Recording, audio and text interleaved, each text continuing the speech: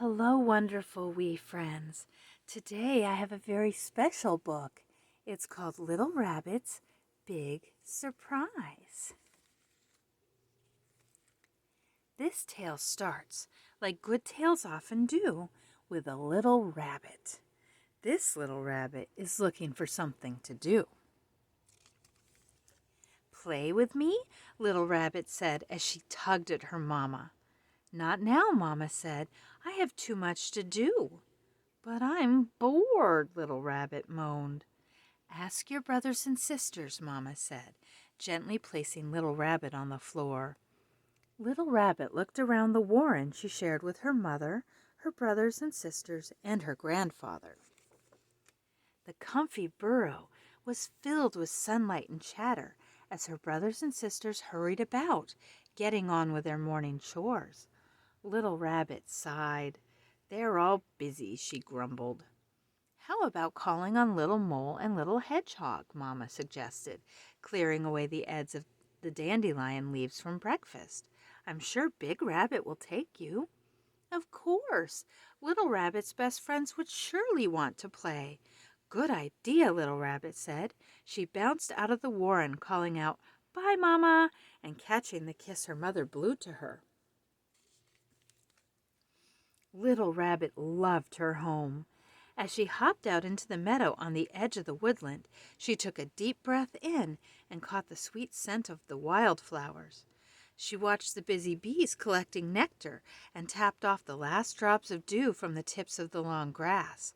Today was a perfect day for playing hoppity-hop with her friends. Big Rabbit, she called to her grandfather who was sitting in the sun. Can we go and see Little Mole and Little Hedgehog? We could, he said, hopping over to join his granddaughter, but I saw Little Mole and Little Hedgehog head off early this morning to help Big Hedgehog collect slugs and worms for dinner. Little Rabbit screwed up her nose. She loved being with her friends, but collecting worms wasn't much fun. I wish they were collecting carrots instead, Little Rabbit sighed, plonking herself down in a huff. Now who will I play with? You can help me out, Big Rabbit offered. Help you out? Said Little Rabbit, pulling at her long ears with her paws. With what? I've got some work to do, her grandfather said, ruffling the silky soft fur on Little Rabbit's head. You can be my assistant. Work? But you don't have a job, Little Rabbit laughed. You spend all day with your friends. Big Rabbit smiled. He lifted Little Rabbit up and swung her onto his shoulders. Why don't you spend the day with me and see? Okay, Little Rabbit said, but only if we can play a game. How about a game of I Spy, said Big Rabbit. I love that game, Little Rabbit squealed. I'll start, shall I? Big Rabbit suggested. I spy with my little eye something beginning with T. Is it a tree? Little Rabbit guessed. No, of course not, Little Rabbit giggled. She balanced herself on her grandfather's shoulders, then leapt onto a tree stump. That's far too obvious. How about a toadstool? Little Rabbit asked. She bounced from the tree stump onto a flat-headed toadstool. No, Big Rabbit said, not a toadstool. The two rabbits hopped along the track where the meadow meets the woodland, leaving a trail of paw prints in the soil. Is it a twisty twig? Tulips? Twittering birds? No, no, and no. You've picked a difficult one, Big Rabbit, said Little Rabbit, dancing between her grandfather's paws. Do you need a clue? He teased, his nose twitching toward something. Little Rabbit's gaze followed Big Rabbit's wriggling nose in the direction of a little hill. She skipped ahead, tracking a small line of molehills, and pointed to a mound of dirt. I know. Is it the mole's tunnel? Yes, said Big Rabbit. You got it, Little Rabbit. The rabbits hopped over, and Big Rabbit stamped his foot hard. Hello, is anyone in? A bright pink snout poked up through the entrance of the tunnel. Greetings, Big Rabbit, said Mole, his brow furrowed. Is everything all right? Big Rabbit asked. Mole shook his head. It's a disaster, an utter disaster, he cried. I'm sure we can fix your disaster, said Big Rabbit calmly. He offered Mole his paws. Let me help you out. Little Rabbit watched her grandfather help Mole out of the tunnel. The entrance was so dark that she stepped away from the soft soil. 1 foot wrong and a rabbit could take a nasty tumble into the darkness. As Big Rabbit talked with Mole, Little Rabbit rummaged around near the roots of a huge horse chestnut tree. Soon she found the tiny conker that she and Little Mole had hidden there last autumn. She kicked the conker from paw to paw in the soft grass. Is this your new burrow? Big Rabbit asked. Mole nodded. But I didn't realize how much of a shadow the huge horse chestnut tree cast over the tunnel. Nobody wants to visit us because our burrow is too dark. Big Rabbit blinked as he looked down into the hole. It is particularly dark. We wanted to have Little Mole's birthday party here, Mole continued, but no one will come because it's too dark for their children to play safely. Mole turned away, but not before Little Rabbit had noticed his downturned mouth. Big Rabbit patted his friend on the shoulder. Leave it to me, Mole. I'll be back in the morning to make sure Little Mole gets his party. Thank you, Big Rabbit, Mole said, waving goodbye to the rabbits as they hopped away. Mole's really worried about those dark tunnels, isn't he? Little Rabbit said. Big Rabbit nodded. It won't be much of a party if Little Mole's friends don't come. I wouldn't miss it for the world, Little Rabbit exclaimed. Little Mole's birthday parties are the best in the woodland. Don't worry, Little Rabbit, said Big Rabbit, taking her by the paw. We'll find a way to help Mole and his family.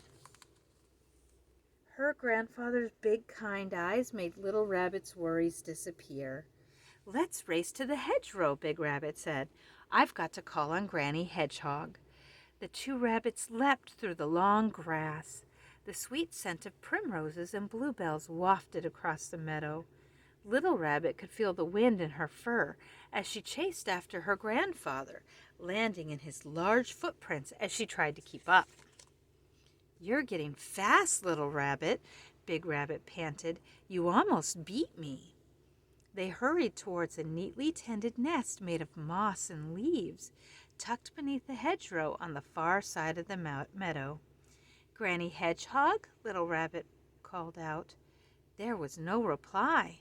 This was most unlike Granny Hedgehog. Granny Hedgehog, Big Rabbit tried. His ears stood up in alarm. There was none of the usual clatter as the elderly hedgehog made her way out of her nest, and there was no familiar waft of spicy mushroom pie. Finally, he made out Granny Hedgehog's weak voice. Come in, Big Rabbit, she said softly. The rabbits hurried inside. Granny sat wrapped up tight in a soft moss blanket. Her nose was rosy red, and her cheeks were pale. Oh, Granny Hedgehog, Big Rabbit explained. You don't look well at all. It's just a cold, Granny replied with a meek smile. She sniffled and sneezed and then blew her nose out like an out-of-tune trumpet. Can we get you anything? Asked Big Rabbit. I'll be fine, Granny said. I just need to rest and it will pass. We had a race to the hedgerow, Little Rabbit said, eager to tell Granny Hedgehog all about it. I almost beat Big Rabbit. Is that so? Granny smiled, the color in her cheeks returning as she thought of the 2 rabbits racing in the sunshine. Once I'm well, we'll have to see if you can beat me. Big Rabbit smiled at his granddaughter and poured out a fresh pot of hot berry tea. A story always makes me feel better when I'm cooped up inside with a cold, Big Rabbit said, picking up a book to read to Granny.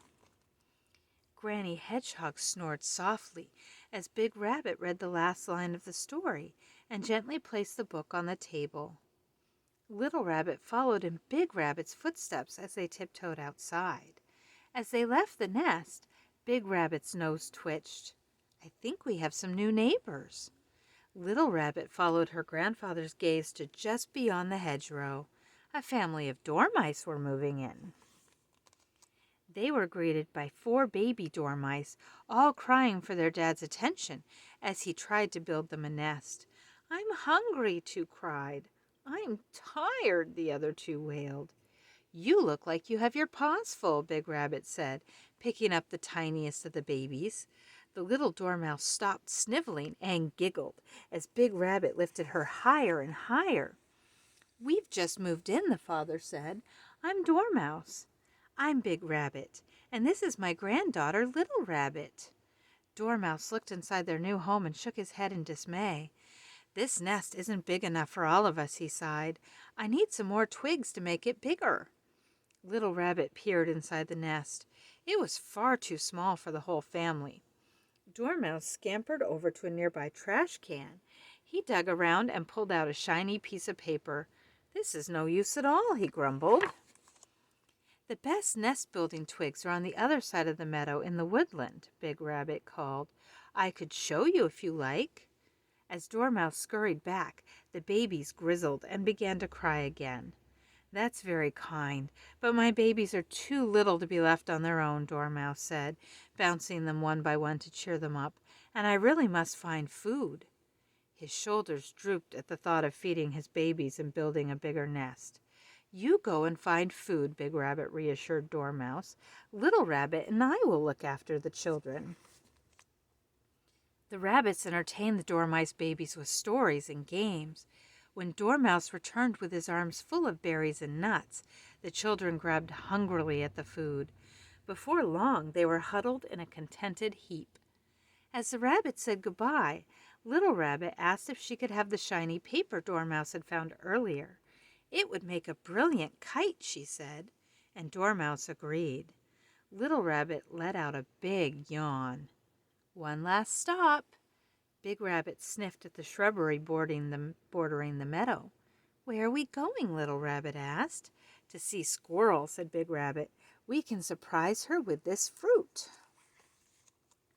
The 2 rabbits bounded back across the meadow toward the woodland, heading straight for one of Little Rabbit's favorite places, Squirrel's den. As they neared the tree trunk house, Little Rabbit danced with excitement. She loved visiting the squirrel's home. Squirrel was an amazing gymnast and was full of stories of her tree-flying adventures. So when Little Rabbit wriggled her way up through the tree into the squirrel den, she was shocked to see her hero lying on a bed of leaves, her left leg tied to a twig. "What happened, Squirrel?" she cried. "Little Rabbit, you won't believe the story I have to tell you." Squirrel told the rabbits about how she had attempted to jump from her tree to the neighboring one. "I landed perfectly, but the branch gave way under my feet," Squirrel explained. "It must have rotted over the winter. I have sprained my paw." She glanced at her family, biting her lip with worry. "I won't be able to collect food, and the children are too young to forage for themselves." Big Rabbit laid down the berries on the table. "I wish I'd known, Squirrel. We would have brought you more berries." Poor squirrels, Little Rabbit thought. The berries might last them today, but what about tomorrow and the day after? She couldn't help but feel a little guilty about the delicious carrot dinner waiting for her at home. The next morning, Little Rabbit woke early. She had a fluttery feeling in her chest from worrying about Granny Hedgehog, Mole, Squirrel, and Dormouse all night long. She needed to talk to Big Rabbit right away. "Where's Big Rabbit, Mama?" she asked. "He left early this morning to go on a walk," Mama said, "but he told me to give you this." He reached across the table and picked up a small sheet of paper. A task. Little Rabbit loved tasks.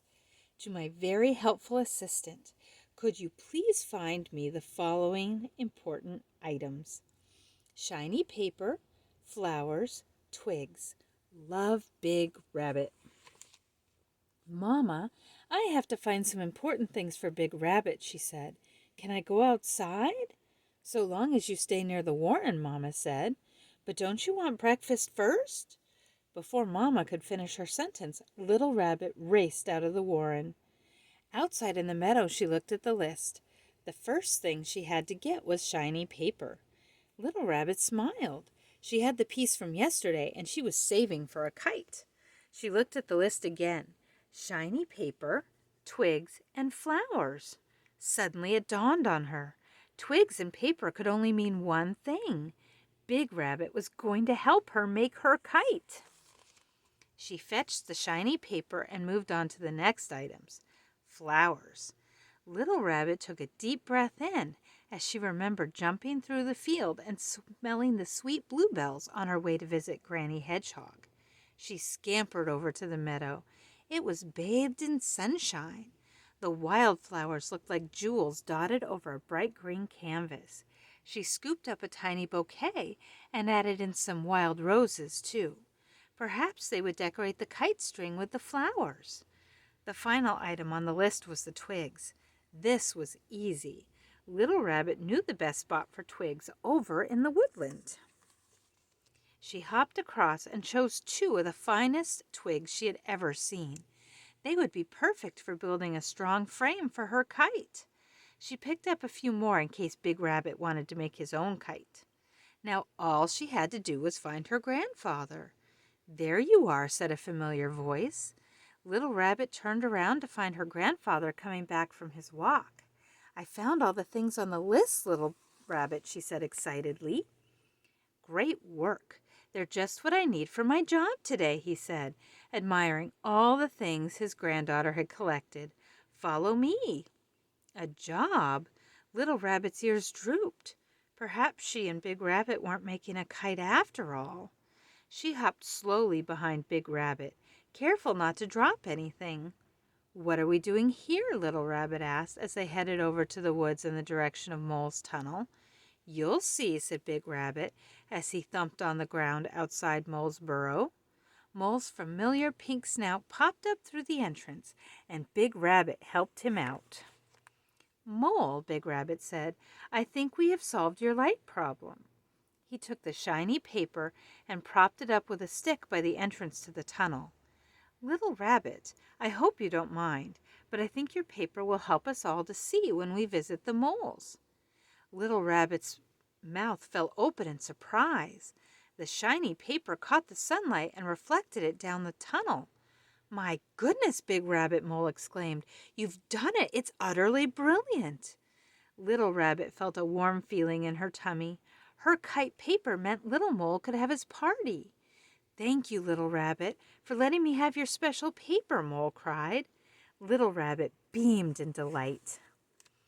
"But what about the twigs and the flowers?" Little Rabbit asked as they left Mole's and headed for the meadow. "Aha! We'll need those in a moment," replied Big Rabbit.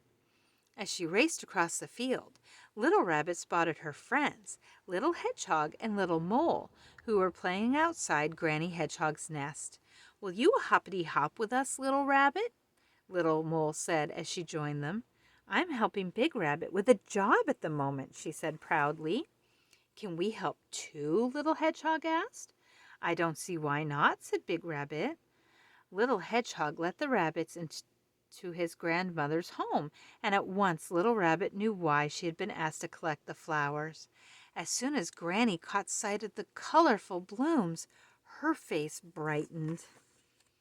"These are beautiful, Little Rabbit," she said, taking a deep whiff. "What a brilliant idea to bring the outside inside. I feel better already." And suddenly Little Rabbit realized that her grandfather did have a job. He listened, and he helped, and he made sure no one in their community was ever forgotten. "I think I know what these twigs are for," Little Rabbit said to Big Rabbit. "These are to help Dormouse build a bigger nest." "That's right," said Big Rabbit. "I hope you aren't too disappointed about the kite." Little Rabbit had completely forgotten about the kite. She had been having too much fun helping everyone out. "Of course not," she laughed. "These twigs are much better for building nests than making kites." "And now we have some helpers to look after the Dormouse babies while Dormouse builds his nest," Big Rabbit said, nodding at Little Mole and Little Hedgehog. Dormouse was overjoyed to see the splendid twigs, and his babies couldn't wait to play with Little Rabbit and her friends. "Thank you for everything, Big Rabbit," Dormouse said. "And thank you too, little Rabbit," he smiled, shaking her paw. Little Rabbit beamed, but there was something she couldn't stop thinking about, and the fluttery feeling of worry she had felt in her chest that morning was back. "What about Squirrel, Big Rabbit?" she asked. "How will we help her? We don't have anything left. I shall have to do my best. I can take her berries every day." "What about the other chores?" said little Rabbit. "Who will help clean the den and look after the squirrel babies?" Big Rabbit scratched his chin. "I'm not sure," he said. Little Rabbit thought hard. "Big Rabbit, I have an idea." She jumped up and called everyone around her. "What if all of us help Squirrel together?" she said. "We could take turns to get food, clean the den, and look after the babies. If all the neighbors join in, then it won't be long until Squirrel is up on her feet." "That's a fantastic idea, little Rabbit," Big Rabbit said, giving her a hug. The warm feeling in little Rabbit's tummy started to grow until the fluttery feeling in her chest faded away. As she watched her friends and Dormouse talk about helping Squirrel, she couldn't stop the smile stretching across her face. "I spy with my little eye something beginning with C," Big Rabbit whispered into Little Rabbit's ear. "Carrots?" Little Rabbit suggested as Big Rabbit pulled a carrot from the ground. Little Rabbit's tummy began to rumble. She'd been so busy that morning that she'd quite forgotten about breakfast. "Try again," Big Rabbit said, drawing her into a big hug. "Cuddles?" "You're getting closer," Big Rabbit said, his eyes twinkling. "Carroty cuggles?" "You got it, little Rabbit."